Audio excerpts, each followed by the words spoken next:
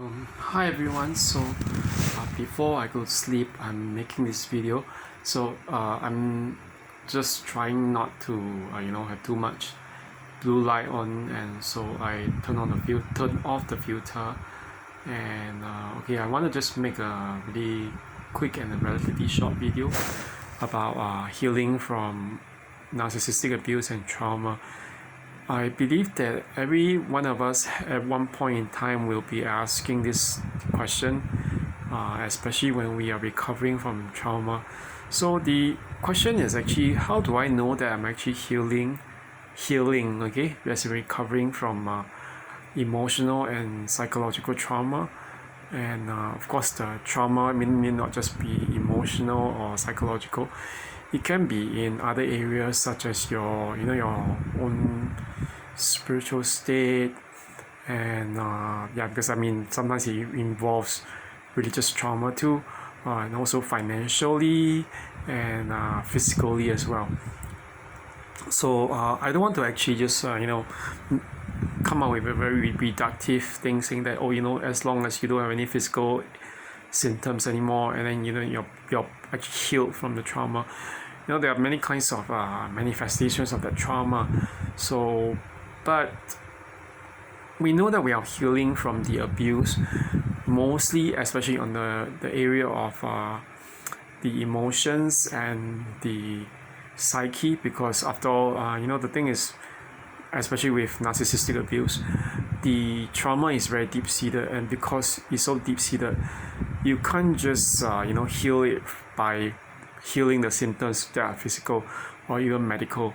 So let's say, for example, you have digestive issues, digestive issues, and and also like you've been losing your hair, or your skin has been breaking out in hives. All these kind of physical things can be actually addressed via visits to the doctor and everything. But on the very deeper level, the so-called cellular level, or even neurological level, these are things that you don't exactly find easy to actually detect. Sometimes people might only realize, right after you've gone through like multiple tests. So I don't want to actually make it just reliant on looking at the physical symptoms and whether they are still remaining in us. Instead, I want to actually look at the emotional signs, and whether we're still seeking, like whether we are still kind of enslaved to these signs or rely on them. So one of them, as I would say, is actually we know that we are healing or recovering it when we stop having very obsessive thoughts about the narcissist or whoever is actually abusing you. So this is actually, I know it's really hard, but a lot of times when we are in the process of recovery, we actually end up doing things like like binge watching videos, and we binge watch videos, and we go onto forums on abuse and PTSD. It's okay to actually read and even occasionally to contribute, to put in posts, but sometimes I realize that this is actually pretty true myself. And I read it actually even on this life coach's in her book, and also on her website. Like Melanie Tony Evans, she said that something about how she was actually very triggered the last time when she was trying to recover from narcissistic abuse many years ago with her ex-husband. I think it was the second ex. So and she said that the whole thing is that when she went onto all these forums, she didn't actually feel that she actually recovered at all. Instead, she was extremely triggered. So there's one thing we know, that actually one thing is this: we go onto these forums and groups hoping for some form of support, but very often oftentimes we don't. Even if we do find support or whatever, people who are actually telling us what we can do, there's also the problem that some of us are actually also very emotionally triggered. So that whole thing points not exactly to the healing, but to the reverse, that we are very, very obsessed with the narcissist, whether they are still getting their karma, whether they are being punished, whether they are even feeling sorry for everything they've done to us. But in all honesty, we are not looking at ourselves. I'm not saying that we are to blame, but what I'm saying is that we need to focus on ourselves first. So focusing on ourselves is actually much more important than just focusing on someone else. We know that narcissists don't change. So, or even if they do change, it's gonna take like a real miracle or divine intervention. So instead of waiting for something that's gonna like take maybe years or decades or even maybe I don't know how long it's gonna take, but maybe even eternity. Why aren't we taking a time to focus on our own healing first? So the first sign is that we are no longer having obsessive thoughts about the narcissist. Okay, the second sign, which is actually related, is that we are actually not as triggered as before. So this actually is dependent a lot on therapy or counseling and whether we actually try to find out. Yes, I don't actually, unfortunately, as I said, I don't recommend just going onto all these forums unguided. And a lot of these forums have people who are still, commiserating in their misery. There's a lot of blame without any concern for actually finding out the method to heal. There are many methods to heal. Actually, I'll be stating that outright. This can be taught by a trained professional, and even if you cannot afford it, at least we should be able to find some materials and books in the area of healing from trauma, from PTSD, either that or there can be CBT, like cognitive behavioral therapy as well. I don't know about the others. Like these are the main methods that I know. Okay, there's also EMDR. EMDR is a bit more specialized, and you need to actually find someone who's trained in it to actually do it for you first and guide you through it. And then once you've been guided through that process, you can probably apply that in more like personal settings. But okay, there's another book which I would also recommend, which would be P. Walker's From Surviving to Thriving, Complex PTSD, which actually has a description of the different kind of scenarios that he would actually put his clients through to actually engage their recovery and to actually catalyze their recovery and healing.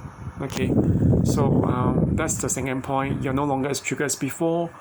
Okay, I think that one other thing that I really want to actually say is actually a very obvious sign of healing. Actually, is also financial, and not just financial, but even in the very physical and material aspects. I think most of us don't exactly see it in a very material sense. We think it's just like, we can just do whatever we want and it's just like that.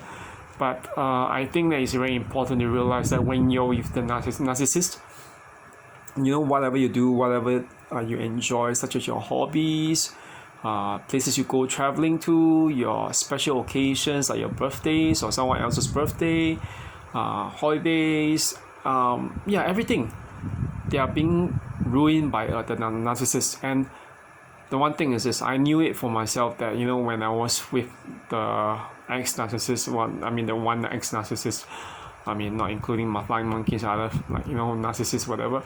So I was discarded like 3 days after that narcissist's birthday. So and there are certain things like that I'm not saying that it's bad or it's good, but it's just the nature of being discarded on a particular day. We remember it as part of the so-called trauma anniversary, as Dr. Glenn Doyle always says. So and I remember that actually at that point in time I was financially down and out. So things like I couldn't go holiday, I couldn't do things I wanted, I couldn't shop. Losing your savings is an extremely traumatizing thing. It's like from being reduced from someone who actually had at least a few, but not a few thousands, but maybe at least 9 to 10,000, having it down to almost like less than $50. I don't know how it ended up like that, but the thing is that narcissists are actually energy vampires, and they're stealers, they are they're vampires. They'll cause you to lose your money somehow. And there's no such experience that I have known of where you know that someone who is originally like abundant in life doesn't get ripped off from his or her savings or money by a narcissist. It doesn't not happen. It almost always happens. So the one aspect of healing is actually also reflected for me in the ability to do things that you really enjoy. Okay, you don't feel so scared anymore. You actually go ahead and do it, and because you know that life is only just this life we have is only just this one life. Of course, whether you believe in the afterlife is one different thing, but it's not the same kind of life. And you learn how to be able to treasure this life even more, to do the things that matter, and you are able to actually go back into this state of abundance, and that is actually very reflective of your healing. Okay, so these are the three things that I can think of. And so let me recap. The first one is that this whole thing about the absence of obsessive thoughts, okay, or reduced frequency of such thoughts, where you don't even think anymore about the narcissist. The second one is that you are less triggered, and the third one is actually the fact that you are able to emotionally, not just emotionally, but financially also, to do the things and pursue the things that you really, really want. Okay, so this is the one thing, the three things. Okay, these are the three things. So anyway, I'll make another video when I come out with some more ideas and some more, there's some revelations. But otherwise, have a good one, everyone. Okay, thank you. Bye bye.